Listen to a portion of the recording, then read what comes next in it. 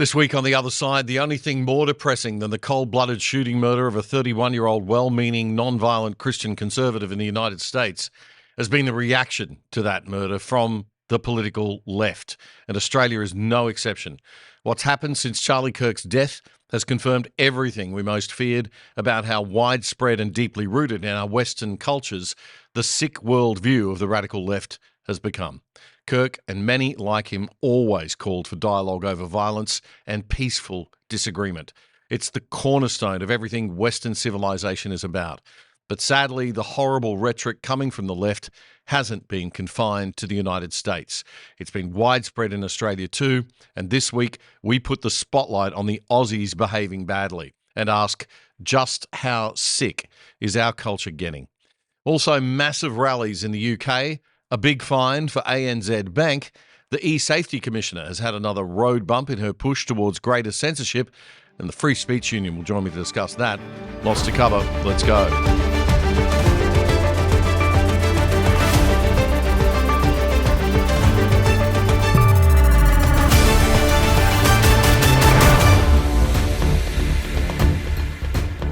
G'day Orange, g'day Townsville, and g'day Australia. This is episode 427 of The Other Side for the week commencing Friday, September 19, 2025. The Other Side is your deep dive on the important issues that matter in Australia and that affect us from around the world from a different non-left-wing perspective. We always declare our bias right up front so you know what lens we're viewing things from, and we always try to keep it real and give you the data and facts behind the stories we cover too. If you'd like to support us, pop over to our website, othersidetv.com.au, or use the QR code on the screen at any time. You can sign up there to help fund our work for less than $5 a month. In order to continue into 2026, we've got to try to hit 2,000 financial supporters by the end of the year. We're now at around 290. We've got a long way to go. We've got 66,000 subscribers on YouTube, free subscribers, but we've got to hit that paying target of 2,000 to keep us going, so please do help us out if you can. First up this week, the big fine levied on ANZ Bank. But was it really that big? ASIC, the Australian Securities and Investments Commission, is Australia's national corporate markets, financial services and consumer credit regulator. Grr. In other words, it's the government agency that enforces company and financial services laws to protect consumers, investors and creditors and to keep Australia's financial system fair and transparent. This week, ASIC hit one of the nation's biggest banks with a record penalty. ANZ has agreed it will pay the $240 million in fines after admitting to widespread misconduct across its bank in both its retail division and its investment bank. What did they do wrong? Well, two things. First, on the investment banking side, ASIC ruled that ANZ misled the federal government over a $14 billion bond issue. That one's a bit complicated, too complicated to go into here, but the regulator called ANZ's behaviour unconscionable, and a $125 million fine was slapped on them for that one. On the retail side of things, ASIC found that ANZ failed to properly respond to hardship notices for years, misleading savers about bonus interest rates, and even charging fees to customers who died and delaying the handling of their estates. They copped a $115 million fine for that one. Now, the fines have still got to be approved by the federal court, but if confirmed, it'll be one of the largest corporate penalties in Australian history. But even so, many are saying that ASIC has gone too soft on ANZ. Now, I don't like corporate fines because ultimately it's the customers and shareholders who've got to pay them. They don't actually impact the people responsible quite as directly as they should. Some critics say that ASIC should have sought criminal charges against the specific bankers responsible for these terrible decisions. Criminal charges are harder to prove and make stick, but these fines aren't really going to scare anyone. To a bank that made a net profit last year of $6.5 billion, a fine of less than 1/27th of that amount can be written off as just, a cost of doing business, isn't it? You'd hope people would punish the bank by taking their business elsewhere. But even ASIC's chairman, John Longo, told the 7:30 report on the ABC this. This is the biggest penalty ever that ASIC will be asking the court to impose on a bank with its admissions. That's 240 million Australian dollars on top of, as you say, Sarah, earlier matters. But this is a matter for ANZ. It's not to be laid at ASIC's door, misconduct or failures at ANZ. Would you bank with ANZ? Actually, I do bank with ANZ. Any doubts about that? Looking around for a different bank, maybe? Well, that's not appropriate for me this evening to talk about my personal banking arrangements. I think you just did, though. So you have enough confidence to maintain your accounts with ANZ, despite them being grubby and all of the crimes that you listed?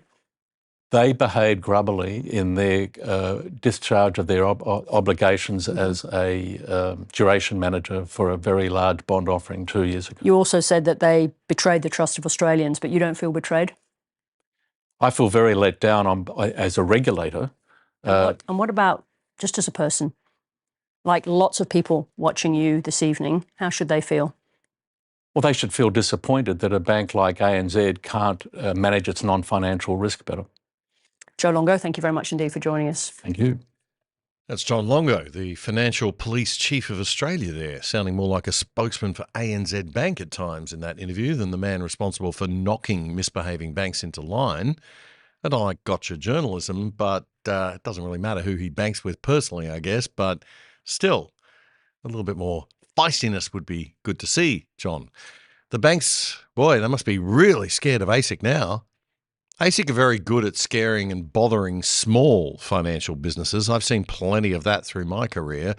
But you'll have to show some more teeth with the big banks than that, John, if you want to inspire public confidence in your regulatory body and in our financial system more broadly.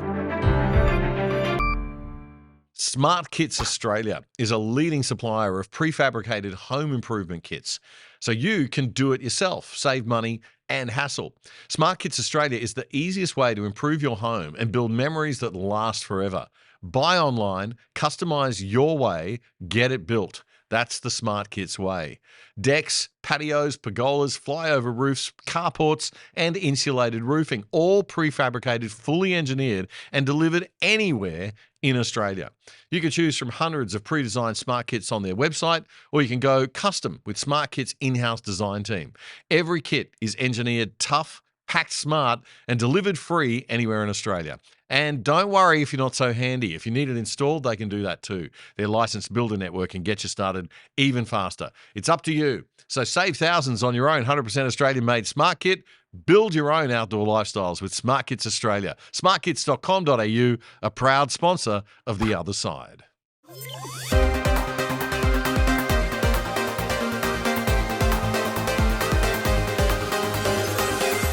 You'd have thought that the cold-blooded murder of a 31-year-old man who spent his life trying to have political conversations rather than engage in violence might be a time for people to, come together for a sec, to stop the sniping for just a week or two, for people to show that they had a bit of respect for people with differing views, enough to just all agree, at least, that assassinating a young person was a very, very bad thing to do and a huge tragedy.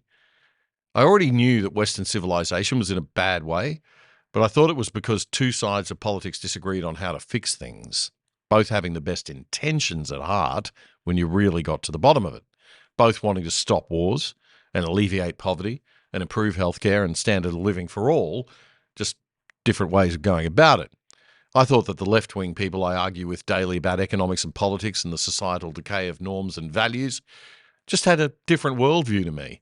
But underneath the politics, they basically respected our fundamental shared humanity, that we had pretty much the same goals, even if we had very different views on how best to achieve them. But the widespread hate and vitriol on the left makes the handful of neo-Nazis who stir up trouble on the far right look like cosplay loonies. The hate and vitriol on the left towards anyone who dares to challenge their views, especially those that touch on their religions of LGBTQI++ ideology, climate ideology, Indigenous ideology, or radical third-wave feminist ideology, all that runs right through our culture, right up to the mainstream of the left. It's right there on the surface for everyone to see. It's all well within the bounds of socially acceptable discourse in Australia. You won't lose your job or get hauled in front of the HR boss for saying you wish a conservative right-wing leader would suffer some hideous death or trauma. But you probably will if you upset someone on the left these days by refusing to use their preferred pronouns and they become even the slightest tiny bit offended. It's clear the right have had enough with the left's endless identity politics and overriding of their wishes. We saw the disgusting moves in Victoria this past couple of weeks to press ahead with a state version of the Voice to Parliament in complete, blatant defiance of the public's clear insistence in the referendum in 2023 that Australians do not want such a thing in our country. Now, check out these images from the Unite the Kingdom rally in London last week that was organised by Tommy Robinson. In the UK, authorities have failed to curb immigration and have done all they can to slow down Brexit. A rape gang scandal was covered up by authorities for years and deliberately played down. Two-tier policing has seen people jailed summarily for what they post on social media, but others roam free for terrible crimes, all because of their racial background. It is all too much, and the usually quiet, normal people of the UK are fed up. Authorities say 110,000 people turned out, a huge number. Although looking at these pictures, and it just goes on and on, it looks more like 250,000 plus from this footage. In the UK political scene, years of failing to listen to the warning bells as they rang louder and louder, it's led to the near demolition of the Conservative Party and the rapid rise of Nigel Farage's Reform Party into first place in the polls, well ahead of Labor and leaving the Tories in the dust. This is a lesson that the Australian Liberal Party has clearly missed. Massive change is happening at a grassroots level, and the bureaucrats and the ruling class across the West need to wake up fast. The UK rally was addressed by video link by Elon Musk, the assassination of Charlie Kirk fresh in everyone's mind, no doubt. Elon, none of this could have happened without you giving the British public access to the truth and giving us free speech and fighting for our free speech. So on behalf of Great Britain and the British public, we're incredibly grateful, Elon. You're most welcome. You're most welcome. And you may notice this T-shirt that I'm wearing. It's great British author George Orwell. What would Orwell think? I am of primarily British heritage, British ancestry. I want Britain to be greater than it ever has been. I want Britain to remain Britain. I think there's something beautiful about being British. And what I see happening is a destruction of Britain. Initially a slow erosion, but a rapidly increasing erosion of Britain with massive uncontrolled migration, a failure by the government to protect innocent people, including children who are getting gang raped. It's unreal. The government has failed in its duty to protect its citizens, which is a fundamental duty of government. And then you see how much violence there's on the left, with our friend Charlie Kirk getting murdered in cold blood this week, and people on the left celebrating it openly. The left is the party of murder and celebrating murder. I mean, let that sink in for a minute. Elon Musk speaking to Tommy Robinson. Plenty of Australian flags in the crowd there too, if you noticed. While some have been calling for calm and peace, what Charlie Kirk stood for, Elon Musk told the crowd that the violence of the left is coming for them whether they like it or not, and they have to be ready to fight back. I'd really urge all politicians to start listening to the right a lot more. Stop pandering to the loud left so much and start understanding that the quiet Australians on the centre right won't continue to be so quiet if they keep being ignored and run roughshod over. Jacinta Allen. You can't have a referendum on a thing as divisive as the voice, lose the vote, then bring it in anyway. That's just a kick in the teeth. And then to accuse the right of disrespecting democracy on top of that is blatant gaslighting. Maybe take a listen to Charlie Kirk's widow warning about how hot things are actually getting. If you thought that my husband's mission was powerful before, you have no idea. You have no idea what you just have unleashed across this entire country and this world. You have no idea. You have no idea the fire that you have ignited within this wife. The cries of this widow will echo around the world like a battle cry. In terms of the left's complete ignorance of the threat and willingness to show some humility and respect for other points of view, things are really bad here in Australia, much worse than even I thought. And I'm no optimist about the left and the dangers of their stranglehold on our culture and society. The relentless beating drum of identity politics and victimhood, climate change hysteria being rammed down everyone's throats every single day at school, at work, at university, on the ABC, at sports events. The non-left are sick of you, and we're tired of being called Nazis and fascists and intolerant and violent when, let's be frank, that's what you are. I couldn't believe the comments from the Australian left influencers on social media and mainstream media since the murder of Charlie Kirk. The worst, and thankfully the most low profile, was the Melbourne mental health worker, Lizzy Page. Yes, you heard me. She's a mental health worker. Thought I'd do a quick check-in after yesterday and all of the drama. I want to reiterate that it is not wrong or unethical or unkind to laugh at the misfortunes of terrible people. That Charlie Kirk incited violence. That's what he did. And then that came back to haunt him. That was his decision. So it's got nothing to do with the people who are laughing and joking about him becoming a human water fountain. Clearly, anyone who could utter those words, human water fountain, so glibly, is very, very unwell. I ordinarily wouldn't want to draw attention to such a person. But Lizzy Page has more than 10,000 followers on social media, and she obviously sees herself as someone who's able to give advice to people with psychological issues. And in this case, she is excusing unfathomable violence and crime on the basis that, quote, he brought it on himself because he held views about gun ownership rights that were different to hers. It's an absurd view. Lizzy Page describes herself as an advocate, researcher, and emerging scholar committed to transforming mental health and social systems through an ethical lens.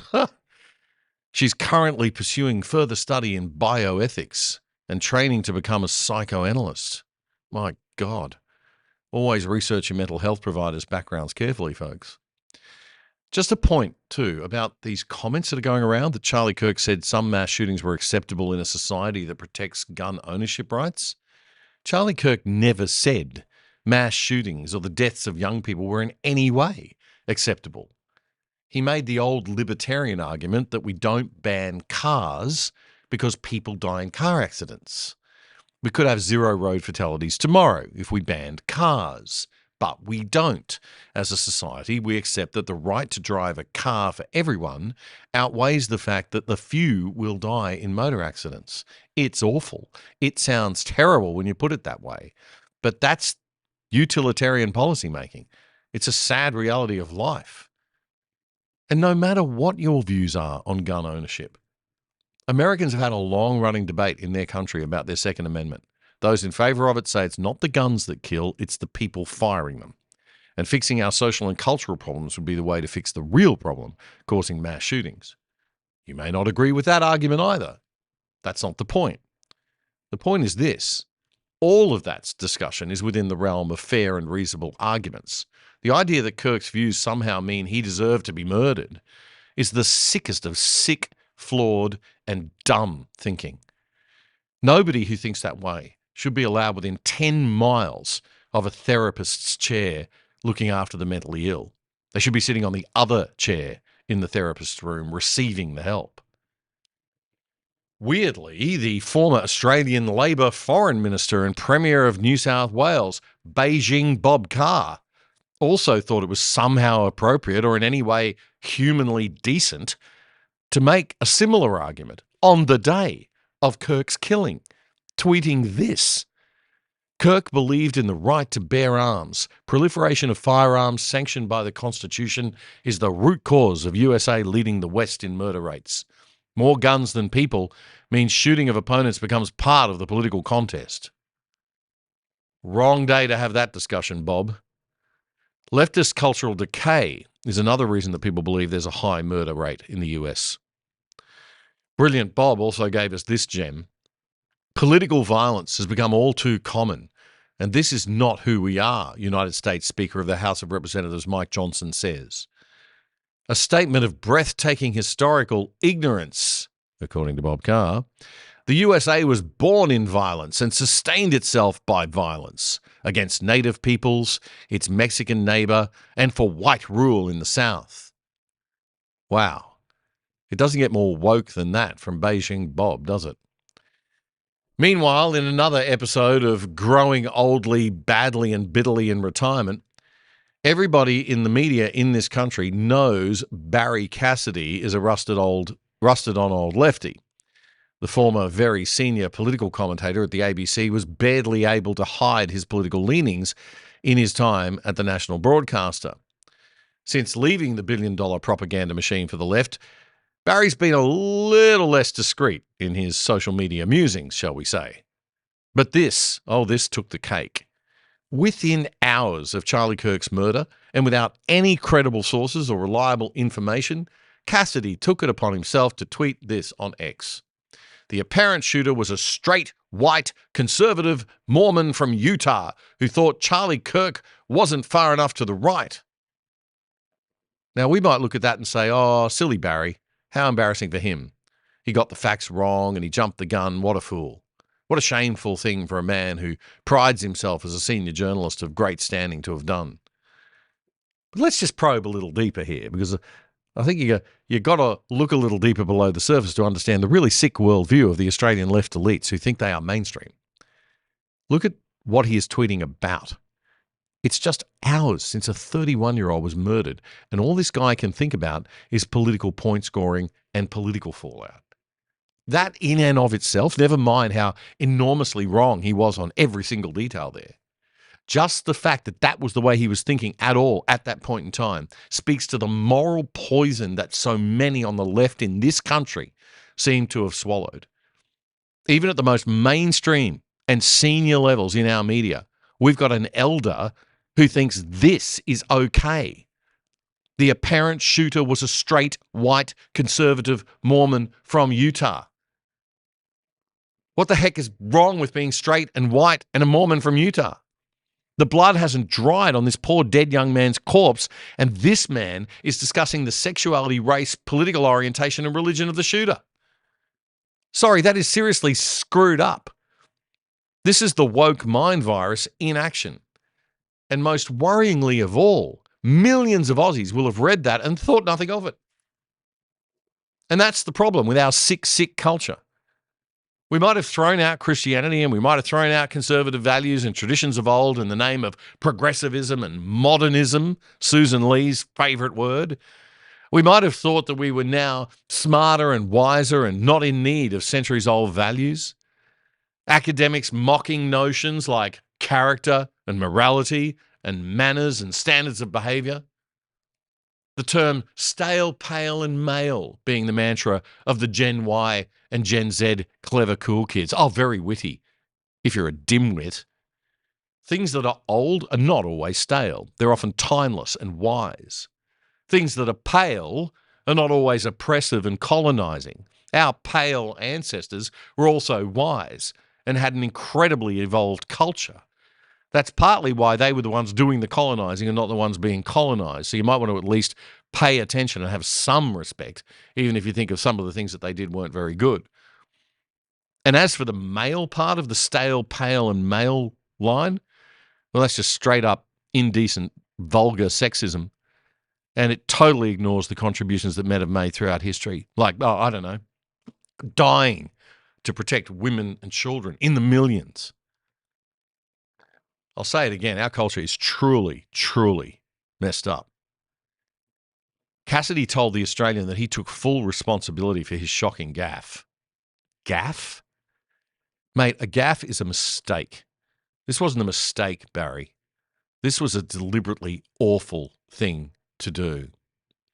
Oh, it was Saturday morning when I first went on X and I saw posts about Donald Trump saying that radicals on the left are the problem and they're vicious and they're horrible. There was another post from an analyst saying friends of the killer were claiming he had an association with what was clearly a right-wing group. Based on that, I posted what I did. It would have only been about an hour or two when I went back on Twitter and I read some of the comments and I realised my sources weren't credible or strong enough, and so I immediately deleted the post. Right. Okay. Yeah, Baz, we've all had bad days on Twitter, mate. But that's not a contrite apology. That's a bunch of excuses for making mistakes. A real apology would sound something like this. I'm very sorry for being the type of person who would post a politically motivated tweet within hours of a good young man being murdered. I'm also sorry for viewing the world through the lens of race, gender, and political orientation and perpetuating the divisive, horrible ideology of identity politics. I'll reflect. I'll study. I'll strive to be a better man. Now that would be an apology. Did you know that with a virtual private network or VPN on your computer, tablet, or phone, you can log into your favourite streaming services like Netflix from home with an internet address from anywhere in the world and watch all the shows that they offer in other countries, including stuff in different languages? And using a VPN to route all your internet traffic through a third-party server means that big corporations and big government can't spy on you. If you sign up now with private internet access, we think they're the best VPN servers out there, as a viewer of the other side, you can get 83% off the price of your subscription and get online for less than $3 a month. Check it out right now. Go to piavpn.com/other side. That's piavpn.com/other side. It's a great service, a rock bottom price, and supporting our sponsor, you are helping to keep the other side going and growing. And that's the problem with the left in Australia. There's zero humility and personal reflection. Christians are taught to reflect on themselves constantly. We're sinners. I'm as bad as Barrie on X sometimes, probably. But I reflect and I try to do better.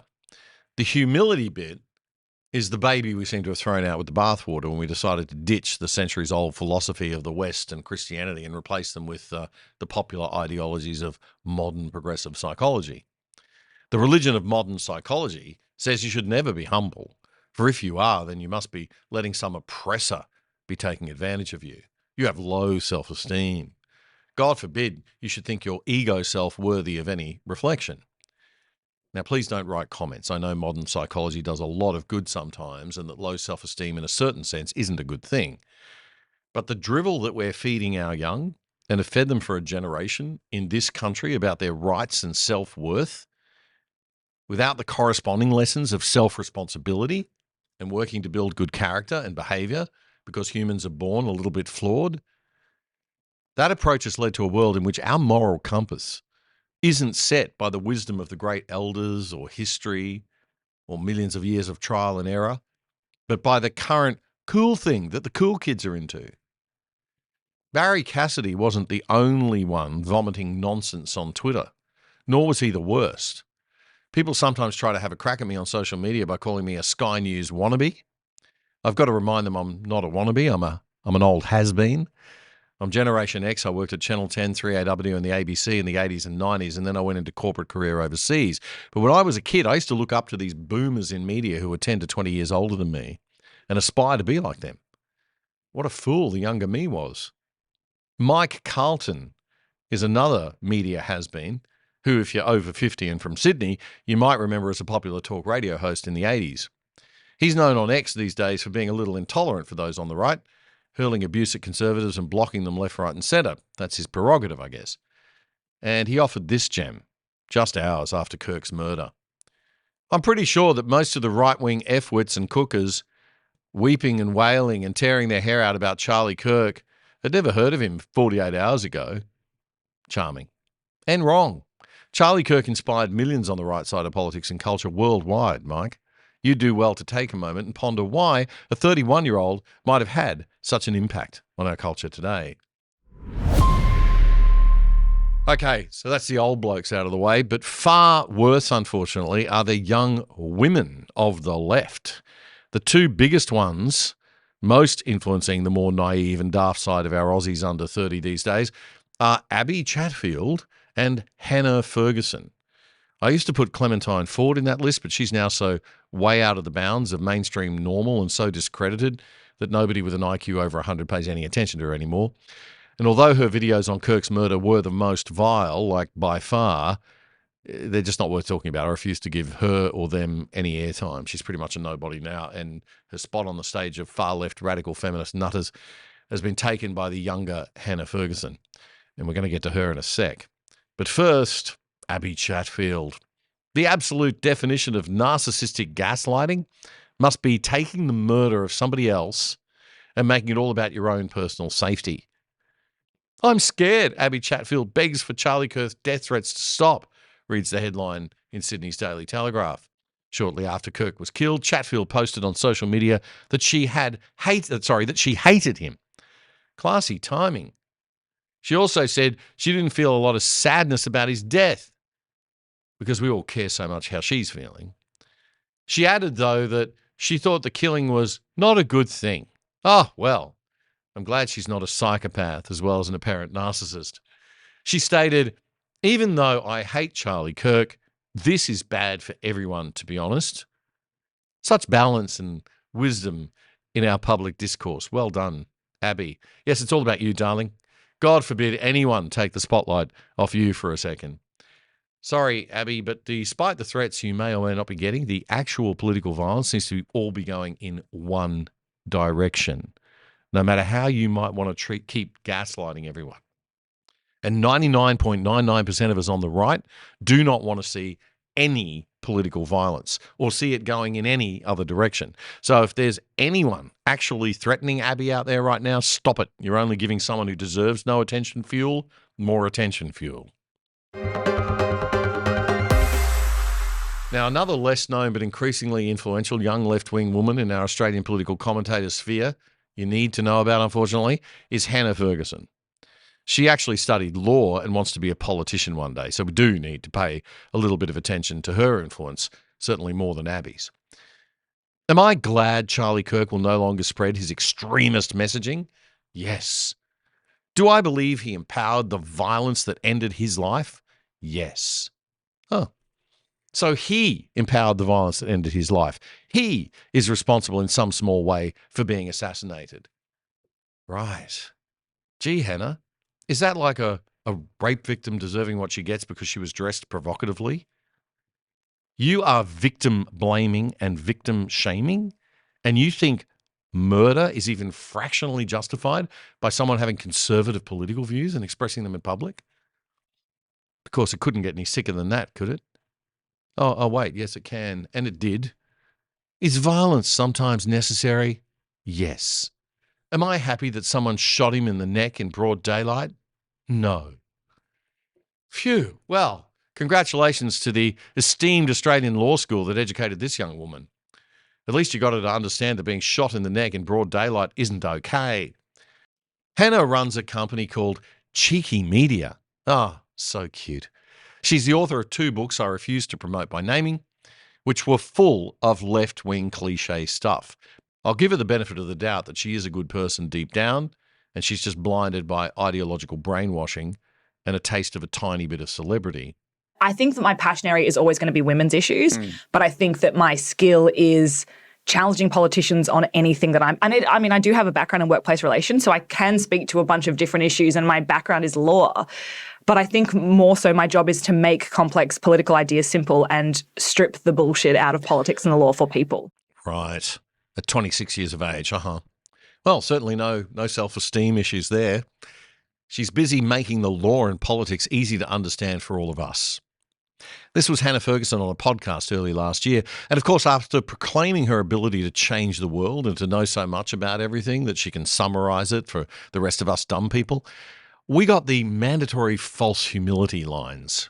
I'm 25. I'm not claiming to be some expert in anything really, but I think that one of my greatest skills is the fact that I'm not really afraid to be wrong. I'm not really afraid to not have expertise, and I'm not afraid to admit that. And I think that's what our country has a massive problem with. We don't know how to engage in healthy debate or discussion because people are terrified of not being seen as an expert or having knowledge. Okay, so please help me unpack that, as the kids like to say. She's saying that the problem with our society is that people, mostly women in their 20s, are afraid to express their opinions enough. That's a surprise to me as a girl dad, I got to say. But not only are they afraid to express their opinions, they feel they can't do so before they get the knowledge and experience. And that's a bad thing. In no other culture in history has that been a bad thing. The young are mentored by their elders in every culture, even the indigenous cultures that the left likes to so worship. Respect your elders is a universal truth. They have more life experience than you, therefore they know stuff, and you should shut up and listen more than you talk. And then when you get old, it's your turn to be heard. So it's fair, right? It's just. It's not that hard to understand. I think the voice referendum's a perfect example as well. People would rather do the if you don't know, vote no, than actually admit to not being engaged and stepping up to the plate and trying to learn. Because I think that we just withdraw and become apathetic instead of admitting to not knowing everything. The idea of that if you don't know, vote no, it is just anything that rhymes. No, as soon as you heard if you don't know, vote no, I was like, oh, here we fucking go. Here we go. And I was like, if it's easy for me to go, okay, what's the counteract straight away? But you can see it just like seeping in like disease across the population, and you're trying to race against the clock to stop it because there's no time. Yeah. And you can just see the hook. You can see the catch. And it's so obvious to me and you, but it's not obvious to everyone. No, because everyone who voted no to the voice was just an evil, racist, right-wing nutjob brainwashed by a simple slogan. Dear God, these people are so obnoxious and arrogant. Hannah, we voted no for a whole bunch of very good reasons, which I won't go into again here because it's off topic, but look it up. Anyway, she's 26 and she admits she doesn't know everything, but she sure will have an opinion on everything and mock anyone who doesn't share hers. Anyway, if all this is stressing you out, Hannah sells sex toys to girls on her website for relaxation. Have the sex you actually want with a beginner vibe. Okay, now right now my audience is split into conservatives and libertarians, so I don't want to offend anyone. But I do think that tying sex to gender politics is one deeply screwed up thing to do, pardon the pun. F the patriarchy with cheek, because politics is pleasurable. Right. So by pleasuring yourself and not involving any of those yucky things, what are they called? Oh, yeah, men. Men, yeah, they're awful. You're being a true feminist and a modern woman. Oh, that's a great message for young girls, and not at all undermining of the future of Western civilization as we know it. The text there on that ad on her website, let's just zoom in on it because it's a classic example of the twisted young leftist female Australian mind in full flight. It says, quote, empower yourself and F the patriarchy with a beginner vibrator and conversation game that prioritise your pleasure. I designed the cheek kit with experts from Normal so you can have the sex you actually want. I can't actually believe that the company that makes the thing is called Normal. Sorry, I shouldn't be laughing. I'm not sure what the left-wing feminist lie of the patriarchy's got to do with all of that, but learning to have healthy and respectful, mutually beneficial relationships with the opposite sex that involve self-sacrifice, compromise, faithfulness before intimacy, and sometimes a little hard work on both sides. All that stuff, that's the patriarchy in action, apparently. It's not just good, decent humanness. God help us. A great way to support the other side is to support our sponsors like SmartKits Australia, the best supplier of do-it-yourself prefab home renovation kits. And it's not just carports. SmartKits do decks, patios and pergolas, flyover roofs and insulated roofing too.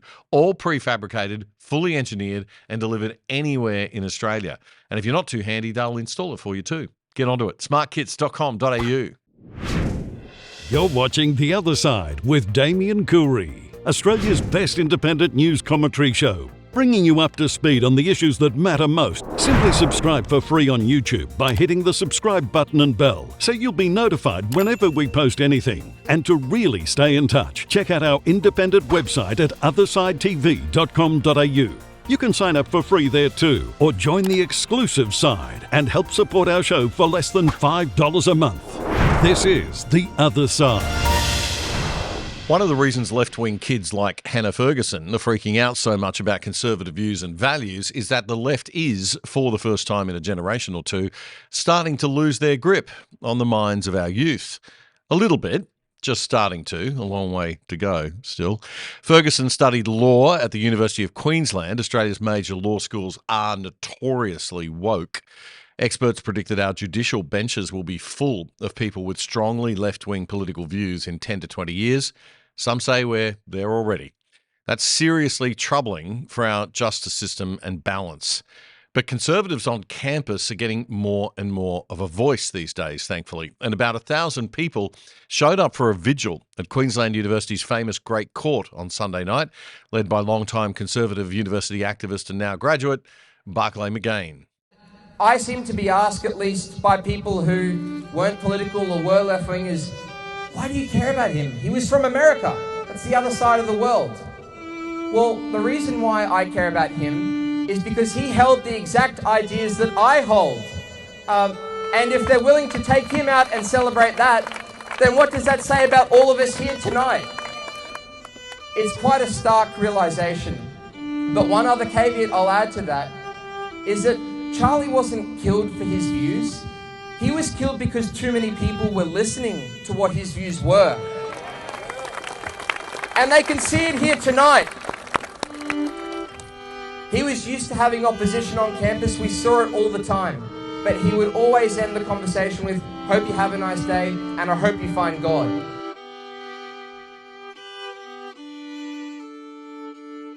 Barclay McGain speaking there at Queensland University on Sunday night. And Barclay joins us on the other side right now. Barclay, thanks for joining us. Thanks, Damien. Hello, viewers. You've got a very big week going on because you are now the General Manager of CPAC, the Conservative Political Action Conference, which is an annual event. So before we get into talking about poor old Charlie Kirk, just tell us a little bit about CPAC and who's on this weekend. It's in Brisbane. Well, definitely. And CPAC's one of the largest gatherings of Conservatives in the Southern Hemisphere.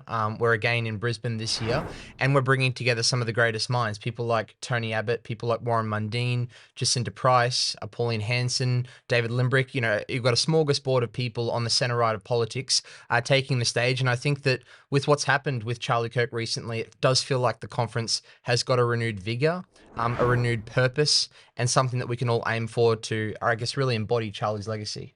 Yeah, well, people want to get tickets. How do they go about doing that? They can go to www.cpac.network. There's plenty of ticket options available, and it's sure to sell out, so make sure you don't delay. Okay, all right. This weekend, so you've got to get moving, I guess. cpac.network. So, you know, as you said, people will be talking about Charlie Kirk, and you mentioned in that video clip there that, you know, people were saying, oh, why would anybody care about the death of somebody so far away? But he was quite well known to Aussies under 30, right? Definitely. And it was just palpable, the amount of people who would message me, you know, people who weren't political. And they would say to me, you know what, this guy's speaking some facts. And I think I actually agree with what he has to say. And these are people who weren't political. So I really don't think it will be truly felt for a long time just how much of an impact this guy Charlie Kirk had, not just in the United States, but here in Australia. And we saw such an outpouring of grief on the Sunday evening when we held the vigil, just 48 hours notice, but people coming, you know, from all around Southeast Queensland to be there and pay honour and tribute to a guy who touched so many lives. Did you get a counter sort of protest from the usual left-wing rabble on campus? Or? Well, we definitely prepared for quite a few, and in fact, the university actually advised us that it was unsafe to do so, but we persisted. We had two people who counter-protested, saying that we were mourning a white supremacist, of course, but you know, if there was ever... Ignorant morons who don't know anything about Charlie Kirk and what he was doing, but are happy to express an opinion. Yeah, exactly. Yeah. But one thing's for certain, if you're ever going to ask for an ideal protester, it's someone who at least respects the sanctity of the vigil. And there was no hecklers, there was no people, rioting or looting or any kind of violence. So, in ultimate fact, I mean, that's really how you should be doing it. You should be doing it in a civil and peaceful way. So, if I tip my hat to anyone, it's to the people who didn't interrupt our vigil. Yeah. Okay. Good. That's great to hear. Actually, maybe we are going to see a more civil discourse going ahead in the future. Barclay, you are sort of, a heck of a lot younger than me. You are in touch with the young and the conservative young and the non-conservative young. Yeah. Where do you think Australia's at in terms of young people and their views? Because it seems to me that we are, we keep hearing that there is a young resurgence. So there's a bit of a conservative young resurgence happening. There is a bit more balance in thinking, if not conservative, at least to free market ideas, perhaps libertarianism. But I don't know. I mean, I still see a lot of control and power on the left. I see a lot of our universities and things are very, very left-wing at an academic level. Definitely. How are you seeing it? Well, two things that really stand out to me as issues that are uniquely and disproportionately affecting young people are the issues of net zero and immigration. Why? Because I see net zero as directly tied to the cost of living crisis, which it feels like at every state and federal election right now is the number one issue on everyone's mind. Net zero is, in essence, a tax, a tariff on just about everything we want to do and any kind of productivity we want to have in Australia. And the immigration issue is directly tied to housing, which, survey after survey has shown that particularly, young people, in particular young males, that's their number one issue, trying to get into the property market. And I do think you'll see that on those particular issues, you will see a distinct generational shift if, organizations and institutions like the Coalition, like our think tanks, forums like this can make the direct link between immigration and housing and also with net zero and cost of living, then I think we'll see the new generation shift firmly to the right. And it's already happening. I've seen it amongst the people I know, a lot of people even starting to go to church when they haven't been at any point in their life. So it really is a generational shift and a turning point, if you will. And I think it's only been exacerbated by what happened to Charlie so tragically last week. Yeah, the irony is that the turning point that he created may come from this event, given how sort of dramatic and the magnitude of it, which in itself is a bit of a Christian, narrative there. Yeah. Not to draw too much of a parallel, but I guess what you're saying about people returning to Christianity is also fairly important on the basis that this is, my generation was very clearly taught that it was anti-intellectual to be Christian. It was anti-intellectual to have to take on religious faith or belief. But of course, that narrative since the new atheist movement has sort of been overturned, and we've had this kind of shift now to people understanding, there is great depth in the mythology, even if you're not an open Christian like Jordan Peterson, if you're still taking an academic point of view on things, he's saying, there is this mythology, there's this value in these stories, there's a narrative there about life. Western civilization, its institutions were built upon this, and we've kind of tossed it out the window. Yeah. It's great to see the young people are sort of starting to rediscover that connection, even if not on a religious level. Definitely, because it's important to see where our values come from. And I think that when you see, some people on the fringes of politics, which, by the way, was still a sizable portion of our population, celebrating the death of a man in front of his family in such a cruel and barbaric way, playing out in Ultra HD from 15 different angles, the fact that people could go and cheer that, that is a deeply anti-Christian worldview. And it shows that, there is a yearning for people to say, look, this is wrong. This is fundamentally wrong. And it's my faith that informs that this is wrong, because all human life is precious. And we're not going to take this utilitarian worldview of whether on net this person, contributed to society or not. That should not dictate someone's value of their life. No. It should always be that all human life is precious, even if you viscerally disagreed with Charlie. Now, I happen to agree and just about hold every one of Charlie's views. And that's why it particularly resonated with me, because if people are looking to cheer on and support, taking someone like him out, well, what does that say about me? What does that say about you? What does that say about everyone in our community who holds center-right beliefs that question the narrative? If we were to pass in a tragic way, you'd hope that people would mourn or at least not celebrate what happens to you. And it's a sign of a truly sick society if we do have a sizable portion of the population out there chanting, we're glad Charlie's dead. It's sorry to see. I hate to say it, but on the older guys that we looked at in the show this week and some of their comments from people from my era in the media and things like that who've retired and just into grumpy, miserable old crusty lefty old men have posted some vile things. I can't believe it. But we've also seen on the younger side of things, it does seem to be predominantly a female thing. Yes. What is going on with our young women, do you think? I think there's a big echo chamber issue. I think one thing that we need to be careful of is that when people fall into an echo chamber, they often do fall into traps of this culture of one-upmanship, just trying to be more outrageous, say something more provocative than the next person. And I think the way algorithms work on social media, that often you are rewarded for saying the most controversial thing that gets everyone's eyes on it, or more clicks or likes.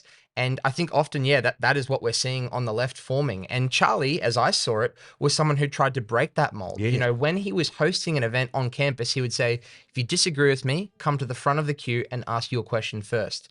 And, you know, I was very fortunate enough to go to a Turning Point USA event in December of last year. Did you meet him? I did. Yeah, I got to meet Charlie for only 1 to 2 minutes. You know, he was the popular guy at the Turning Point conference, of course. And just, you know, very brief snippet of my interaction. Of course, the first thing that came up was the fact that I was an Australian at an American conference.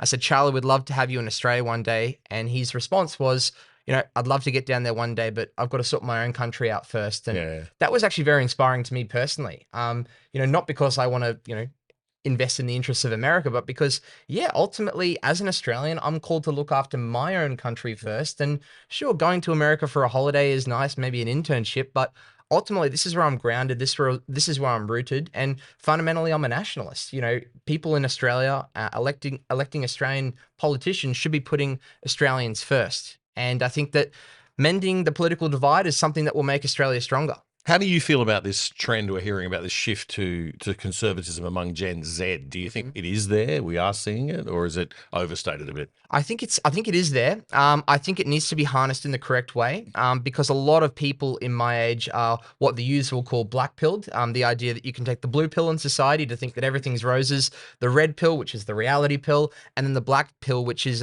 something that we really should all be careful of, because it's a straight path to nihilism. It's a straight path to not investing in yourself, not thinking about getting a wife and kids, not participating in your community. A lot of people just thinking, you know, they might be conservative, but they're disengaged from the civic process because they think, oh, it's all too hard, Australia's all too far gone. But believe me, the left in politics thrive off the fact that you, as a young right-wing conservative male or female, that you think that and you're not participating in the process or in pre-selections or helping your local community. They love that. Yeah. And they know how to motivate young people on the left. We've got a lack of inspirational, I've got to say it, Gen X, my generation, and the remaining boomers in politics don't leave a lot for you guys to look up to. No. I think it's pretty damn sad, actually, what we're seeing in politics. There's nobody inspiring. I hope we get the change that we need to get on the conservative side of politics in Australia. I don't know if it's going to come from the Liberal Party waking up to itself, or whether it's going to come from outside the Liberal Party, as it has in the UK, coming from outside the Conservative Party. What's your hope for the political future of this country, in terms of the parties and the politics and the way things operate? Well, it needs to be said that Turning Point was actually a relatively new experiment. You know, even when Charlie passed, you know, just last week, it'd only been, you know, in its infancy for 10 years. And indeed, he was only 31 years old. It was the start of a very, very brand new movement, which hadn't reached its peak yet. And I still don't think it has reached its peak, even in the wake of his passing. And the reason I say that is because there was this old, outdated stereotype that, you know, conservative politics, or even just politics in general, was just old guys in suits and ties talking about niche, esoteric topics. But then you had a young guy, t-shirt on, bit of a cheeky grin in front of a mic at a university campus, just saying more commonsensical things that were, I guess I would call it, entryist kind of topics, very observable facts that brought people into the conservative movement. Observable facts like the fact that there's two genders. You know, you don't have to be a conservative or to have read any kind of niche political manifesto to realize, I'm looking around, looks like there's two genders around me. And that there's this whole cult of people wanting to say that there's 62 genders. That doesn't check out. And Charlie was someone who could just call a spade a spade. And a lot of people realized that. They applauded him for it. And I ultimately do think the fact that so many people were listening to him made the target on his back bigger and bigger. So we just need more conservatives into the echo chamber. You know, you lament Generation X and But I think you're doing your part, Damien. This is an incredible forum. We need more people like you getting behind a mic, showing the other side, indeed. I don't have any peers of my era, though, that would be doing this or could afford to, just in terms of their career and reputation. It's important. And job, security and all the rest of it. Like so many people out there, I think, who do want to speak out, but can't because of the Nazi in the HR department, that's going to come and destroy their career if they dare step away from the woke Well, I think ideology. That the one thing that Charlie said was the courage, the virtue before all other virtues is the virtue of courage. Before you can have any other kind of virtue like love, like commitment to a cause or something like that, you need to have courage first and foremost. And I think it was former Prime Minister Tony Abbott who said that the antidote to cancel culture is courage. That's something that we need to push back on, I suppose, the cancel culture. And the way to do that is to be more courageous. Prepare yourself to be a martyr for the cause. Not in the same way that Charlie has now been made a martyr, but really to prepare for the kind of risk that is happening. So with our CPAC conference, that's one thing that we're trying to do. We're putting ourselves out there. A lot of the people volunteering this weekend, they're putting themselves out there. They're probably risking some of their familiar friendships. They're probably even risking some job prospects. So I tip my hat to everyone involved this weekend. But guess what? If there's enough of us doing it, then we become the new it crowd. That's right. We begin to dictate and that's the culture. happening. That's definitely happening. I hope it keeps happening. Thanks very much, Buckley, for your time and for coming in. Good luck with CPAC this weekend in Brisbane. Tickets online at cpac.network. Still tickets available for Saturday and Sunday. Buckley, again, thanks for joining us. Fantastic. Thanks, Damien. If you like The Other Side, one of the best ways you can support us is by signing up for the products of our sponsors. And one of our best sponsors is PIA VPN, the virtual private network that stops people spying on your internet activity. It'll keep you and your family truly safe from the prying eyes of big governments and corporations without slowing down your internet speeds. And you can watch Netflix or other streaming services using your regular accounts with them as if you're viewing from any country in the world. You can sign up for less than $3 a month and get a whopping 83% off the normal price. Just go to piavpn.com/otherside to sign up and you'll get the discount. And you'll get more info on those special deals if you check it out. That's piavpn.com/otherside.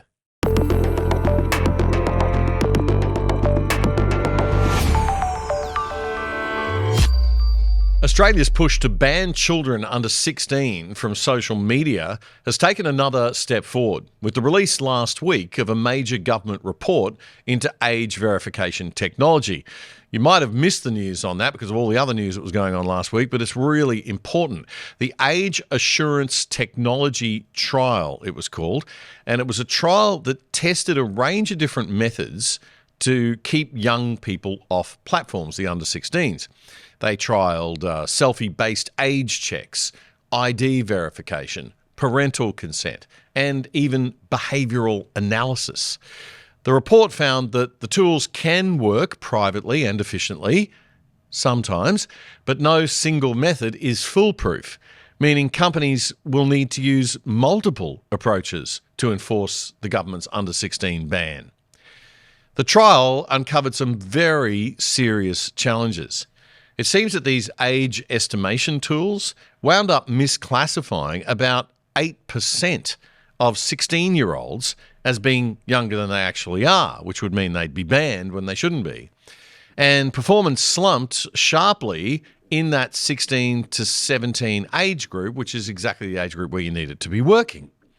The technology also showed lower accuracy for, get this, non-Caucasian people and for females generally. Somebody put this age verification software through some woke sensitivity training quickly. It's hilarious. The report from the trial has left the final decisions to government about what technology should be used. Oh, that should work well. Now, Albanese and his team will have to decide which methods will be mandatory and how the tough enforcement will be managed and how tough it'll actually be. The ban was supposed to start on December 10. We'll see how that goes. Over the coming months, detailed regulations are going to be written to define exactly how platforms like Facebook, TikTok, Snapchat and X have got to check their users' ages. And from December, Any company that fails to take, quote, reasonable steps to block under-16s could face penalties of up to $49 million or higher, depending on their revenue. Oversight will fall to everyone's favourite bureaucrat, the E-Safety Commissioner, who will monitor compliance and investigate breaches. This is going to be splendid. The problem with all of this outsourcing of parental and teacher authority, and the responsibility, of course, is that everyone will have to do these age checks. It won't just be the young adults and teenagers, it'll be you and me and everybody. And that is going to create a lovely database of all of our faces and our driver's licenses and addresses and names and phone numbers and emails and God knows what else. And of course, our social media accounts, which is what this is really all about, making shows like this much more difficult to produce and put to air, and making people's social media comments very hard to do privately. Joining me to discuss all the pitfalls is the co-founder and director of the Free Speech Union of Australia, Reuben Kirkham. Reuben, thanks for joining us on the other side again. Interesting report. What was your take on it all? Well, it's a very iffy report. It exaggerates the performance of these technologies. And there is a reason for this. The government story is going to be, well, if you're over 20, you're not going to be affected by this because all that's going to happen is that you run it on your device, no one sees your face, and it confirms you're over 20. But really, this is an excuse for them to use more intrusive measures that are not privacy sensitive. And the measures of privacy were basically self-assessments of the technology companies that are trying to sell age verification. Most of the people involved in this study don't seem to have relevant qualifications. One of the main leaders has a degree in equine studies. And I don't think we're looking at horse ages as part of this trial. Maybe I'm wrong. Another has a degree in classics. The list goes on. And one of the qualified people said, "This is nonsense, I'm quitting," which gives you some idea about the study. But the idea. So what do you think's really going? I mean, you're saying, just to explain for people how it works, because if you're over 20 and you prove, there's like going to be two levels of checking. So if you can prove that you're over 20, you don't have to go to the second level of checking, which has to prove whether you're over 16. Is that right? Well, exactly. That's what they're saying, right? But the first level doesn't work anything like as well as they say it does. And there's a reason why they're talking about non-Caucasian people, right? They've not tested this on Indigenous people properly as far as we can tell. And so the performance on Indigenous people or disabled people is likely to be particularly bad, and they're particularly likely to be being intrusively ID'd under their system. So all they've shown is they've got no evidence that these technologies actually really work. That would be the conclusion that I would take away from it. They spent $6.5 million on a Duff study run by many people who are associated with Ofcom. So some of the people involved are former Ofcom staffers. Hang on, just explain what Ofcom is. That now, you're a Brit, obviously, by nationality, by your accent, but Ofcom is the Office of Communications in the UK, right? And they're responsible for monitoring all media and giving people licenses and giving people, and then they have social media controls as well. They're the E-Safety Commission as well. Yes, and ACMA rolled into one. And they have the Online Safety Act in the UK, which has been shown to be a complete disaster. So some of the same people involved in that were involved in this trial. And the data that they did publish, you look at the qualitative studies of their mystery shopping study, pretty much all the people who've tried it have panned it. Wow. And they haven't said that. So nothing works. That's all it tells you, really. So what were some of the qualitative, do you know some of the qualitative comments that came out of that study, like people who were panning it? You know, people saying, "What the hell is this? I don't want to use it. It's not for me. And I don't think this is going to work for my privacy, and it's not easy to use." Surprise. Because, of course, these are all poorly thought through prototype systems that don't actually work. Right. Well, the mainstream media seem to be committed to the idea that we've got to have this technology to protect people under 16 from potential social harm online. I believe that parents and teachers could do that with a little bit more enforcement of restriction of social media activity without having to go to the government for this. There are conspiracy theorists and tinfoil hat theories about The fact that the government is trying to get a database of everybody. It's hard to dismiss those theories as wacky conspiracies, though, sometimes when you think about how this will actually be rolled out. What are your fears about how this data could be misused? Well, it's not about misuse of data. It's about essentially what they're trying to do is dissuade people from having conversations online, right? That's what it's about. It's about the chilling effect. It's about you're going to be ID'd every time you want to log into X. Well, that's going to put people off, right? And people are not going to be a bit more circumspect with what they say online. It's about slowly, basically attacking the internet. And as for the kids, so you can't be private online. You can't have a private go. Obviously now, if the police wanted to trace somebody back, they could, no matter what your name is on X, right? If they want to work out who's behind the account, they can probably do that. They basically want to control what's going on the internet. They also want to make it harder for people to access content that's critical of the government, one imagines. And they just don't like social media because it serves as an alternative to the mainstream. You have to ask them what they are thinking when passing this legislation, or what they were thinking. Some of them weren't thinking properly, but the ones that were thinking, oh, yes, I don't like this internet. What can I do to censor it? And their claims about protecting children, I mean, this is not going to protect children. This is going to be terrible for children because, some parents might actually believe that their kids are being protected or they're going to supervise them less.